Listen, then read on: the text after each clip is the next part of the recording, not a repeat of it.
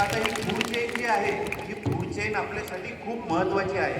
याच्यामध्ये छोटे छोटे कीटक ते मोठ्या हत्तीपर्यंत सर्व काही सामावलेलं असतं आणि ती फूड चेन जर डिस्टर्ब झाली तर आपल्याला याचा खूप मोठा त्रास होतो, खूप मोठी शिक्षा आपल्याला मिळू शकते. त्यामुळे या फूड चेनचा आदर करायचा व त्यानुसारच चालायचं. फूड चेनमध्ये उंदीर, पक्षी, प्राणी, बिबट सर्व काही येतात.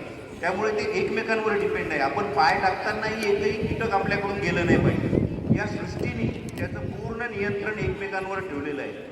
तो थोड्या प्रमाणात आपण माणूस त्याला हस्तक्षेप करतोय, परंतु आता तुम्ही करणार नाही अशी मी अपेक्षा बाळगतो. तर आता समोरचा जो साप आहे आपण बघताय इंडियन रॅट स्नेक. याला आम्ही सर्पमित्रांच्या भाषेमध्ये उंदरांचा भस्मासूर म्हणतो. याला आम्ही बकासूरही म्हणतो, कारण हा सर्वात जास्त उंदीर खातो. उंदीर सर्वांना माहिती आहे.